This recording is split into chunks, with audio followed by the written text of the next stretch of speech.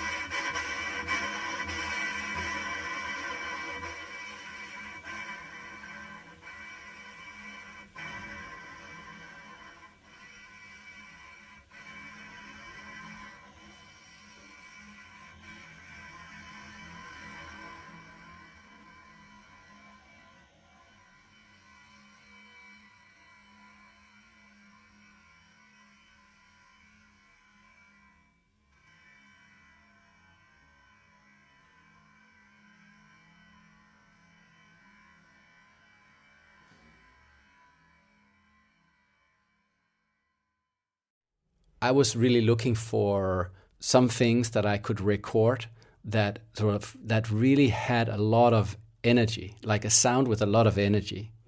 I guess like all artists are looking for something like a color, like Yves Klein, he found that blue color. You know, it was like his color, and it was like, wow, magical color.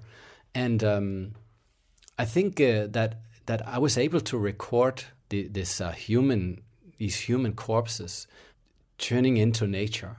It's such an essential and natural thing, yet many of us are so alienated from this. It's not really that kind of body type we meet out in the media or out in the sort of beauty or in Euroman or whatever the magazines are called, or Rolling Stone or whatever. It's about being perfect and beautiful. And here it's really some other kind of beauty or aesthetics, if you will. You're tuned in to Ears Have Eyes on CJSW 90.9 FM in Calgary, Mohkinstsis. On today's program, we're listening to internationally recognized sound artist Jakob Kirkegaard discussing his work Opus Mors, a sound artwork sharing the death process in 4 parts: morgue, autopsy, cremation, and decomposition. Jakob and his microphone were granted unprecedented access to death-related spaces. We're featuring the 4th part of his work on today's program, Decomposition Sounds, recorded by the artist at a Texas-based forensic study facility where donated human bodies are placed in an enclosed nature area and studied in various states of decomposition. Now back to Jakob Kirkegaard, discussing his work, Opus Mors. Since I'm a person who listens a lot, and that's what I do, I couldn't help thinking about the sound aspects of death, especially because the visual is so strong and in a way, I think, for me at least, taking over and sort of blurring the whole thing. And so I thought, could there be some way to listen to death? Sound is so time-based, and death is also, in a way, time-based, and then it's also not. We're talking about infinity, like eternity. When we are dead, we are going to be dead for forever, for the next thousands of years. we're going to be dead. I mean, somebody has been dead now for 10,000 years. So it's a long time. It's another time dimension we step into once we die. And likewise, sound is something, I start recording and then I have to decide for how long time I record. So it's also time-based in a way, but in a very different way.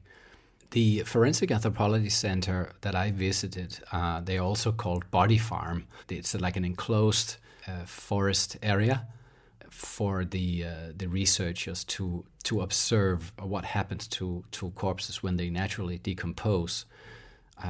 So they're looking for all kinds of people of body types to donate themselves to this study. They have different corpses lying around, which are in different decomposition stages. One had just been laid out there. He was really just like a naked dead man and lying there, and with some flies on him and with wide open eyes, and others were in sort of more in this stage 2, which is sort of the more swallowing part, and stage 3, the more sort of really sort of rotting part, where all the fluids release the body. And then there are corpses that have been there for years, where at first all the plants and all the life was just gone around the corpse, just disappeared because it's so toxic. But after a while, it becomes like fertilizer. So a lot of plants are growing there where the corpse was. So around the what is just skeleton bones, you have a lot of green plants and so on growing there. The ones I recorded were sort of the rotting process, where all the fluids are leaving the body, where the maggots are really working and doing their job. And so that's where you could actually, when you're standing in front of a corpse, you could actually hear it, the sound of the maggots. But if you take a very sensitive microphone and put it very close by or inside the corpse, as I also got permission to do with the help of them, I was able to really record the activity of how it sounds like when we disappear, when nature is doing its job, so to speak. It's very interesting, and I know that you've gone through this process with various interviewers, but it is very hard to pull back from that visceral feeling of gore in relation to discussing the dead body. And yet we all die. This is one of the few certainties of being alive. And I wonder if we can retract for a moment to talk about this fascination with death and where that, what the impetus of this overall project was for you. I think there were various motivations for doing it. I guess like all other artists, we are all curious, looking for how can we expand or how can we go deeper. And I like to think about that. I like to really, really think or really feel, and to ask myself, what is it that I really want?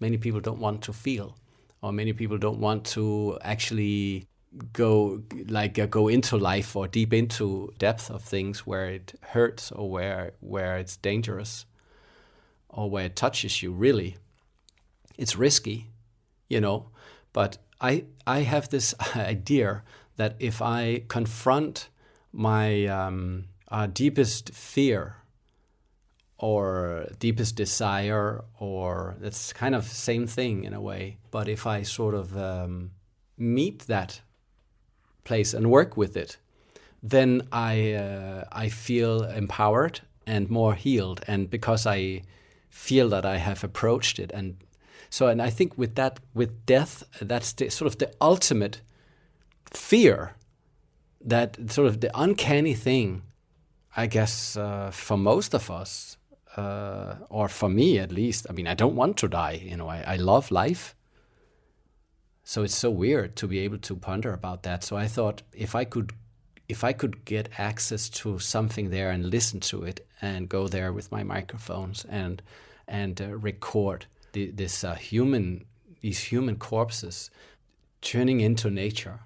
It's such an essential and natural thing, yet many of us are so alienated from this. You're listening to my interview with Jakob Kirkegaard. We're taking a break to listen to an excerpt from his work, Opus Petesco. We'll return to the interview shortly.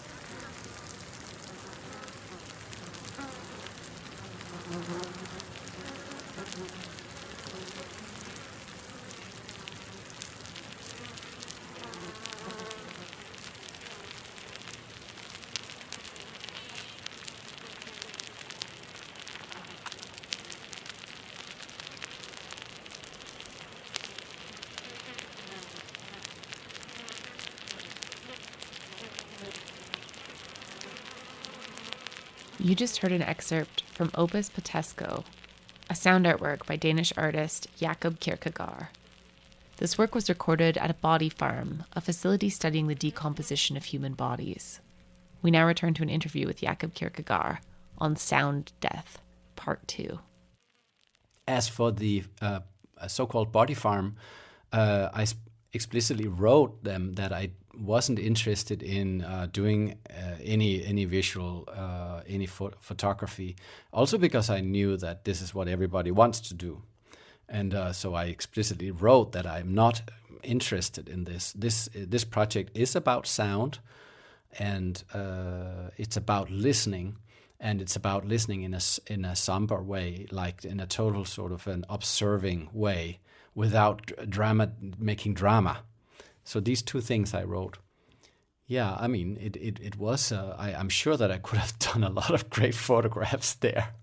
It was an incredible sight. But I had to stick to my plan, of course, and not to do photographs. And I mean, when I recorded the autopsy, and the forensic pathologist there, he started cutting the brain in slices, in pieces. Oh, it looked so beautiful. I was really I really wanted to do a photograph, but I couldn't. On the other hand, then I come out with a project that doesn't have any visual side to it, but it's sort of, maybe it evokes something inside. I think that's very true. You had suggested this interview, which I am very grateful for, Jakob. It seems to me that there is a reason for that. Like there is a reason perhaps to accompany this type of work with some sort of verbal explanation. And I'm curious about how you approach that as an auditory artist, the importance of sort of verbal explanation to the listener. That's a good question. It's difficult to explain. Who has ever listened to the sound of a rotting corpse? I don't think many people have heard that sound, which means that it could be any sound. It could be whatever. I could play anything for you, almost. And, I could play the sound of oil on a pan being cooked or something, and then tell you this is the sound I recorded, because you don't know what it is. At the same time, once you listen to it, it's like, oh, is that it? That's the sound? Okay. Most people accept it and say, okay, that's the sound. And then your brain starts to work. It starts to connect the sound you hear. You take it in and you connect that sound to the imagination that you have. And then the sound starts to get meaning. It becomes potent because it's happening between you and the sound. The sound itself doesn't contain anything, you could argue. It's you who creates it. So somebody once asked me in an artist talk, how can we be sure that this is actually what you recorded? And I said to him, you can't. I cannot prove it. When I work with these very sort of explicit topics, I like to combine it with some kind of explanation, if you will. It is also interesting in the other way. I tried it once just to play it and then to ask, what do you think it is? Could you ponder about what it is? And all kinds of interesting ideas about what it was came up that had nothing to do with this. So that is also an interesting way to do it. But it's just to connect the dots and to make your brain work. You've been listening to Danish sound artist Jakob Kirkegaard on Ears Have Eyes. This episode is part 2 of a 2-part series around sound death. You can learn more about all the works on today's program and listen to part 1 of Sound Death by visiting hibernationproject.ca. The next piece on our program, Nature Calls, comes from UK-based Belgian sound artist Mishka Henner. Commissioned as part of Fragments of Sonic Extinction, this work consists of humans imitating animal sounds and artificial distress calls performed by hunters using devices designed to attract prey.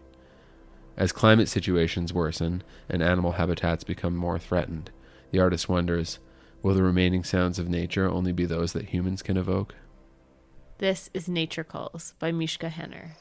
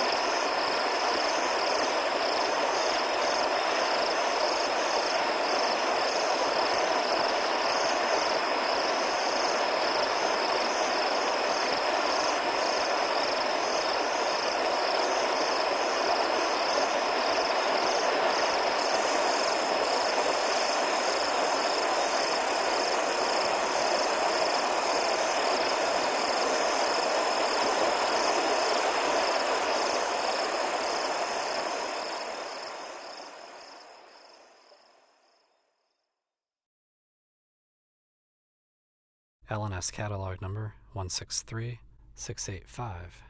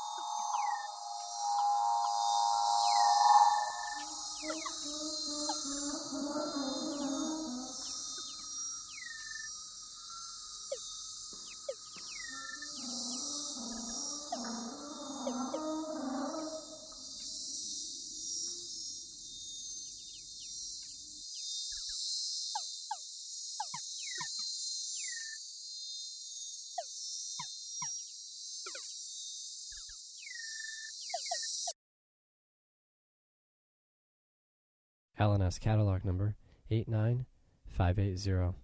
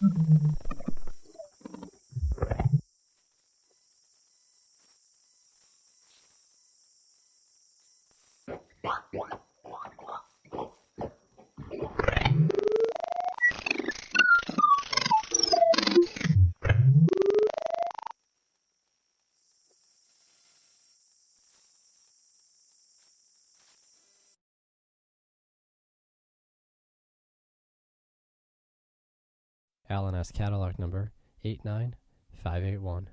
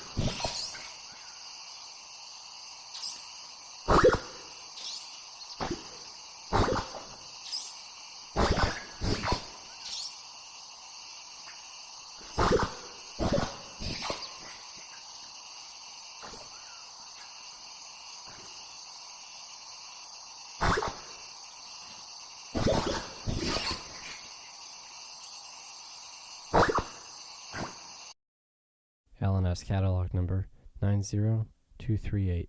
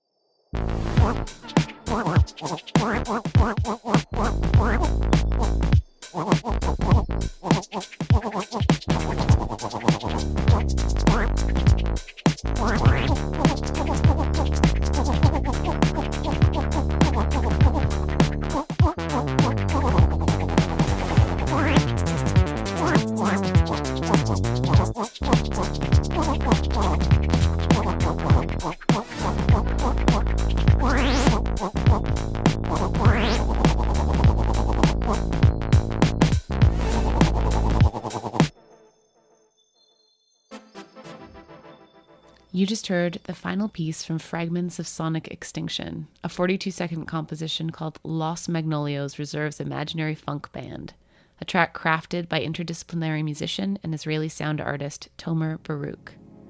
The piece responds with optimism to conservation efforts in the Colombian Andes, a critical biological corridor that is threatened by imminent fragmentation and deforestation. Tomer supports This Is My Earth, an activist organization that purchases land and donates its ownership to local organizations. Prior to that, you heard Die Abschaffung der Arten, The Abolition of Species, by Austrian musician and sound artist Fabian Lanzmaier. Taking the form of a fictional archive of field recordings, each nature sound in the composition is meticulously recorded using processed and synthetic sounds to create the simulations of a tropical environment.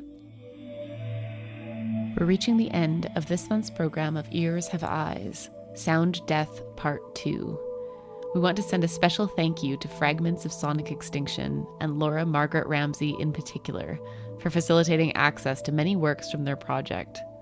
Visit their interactive exhibition and sound art website at fragmentsofsonicextinction.net. To listen to Part 1, learn more about this month's artist, or submit your own sound-based work to next month's program, visit hibernationproject.ca and find the tab Ears Have Eyes. Our August theme is Forest Perspective, Whispers, Wildfires, and Rewilding Words.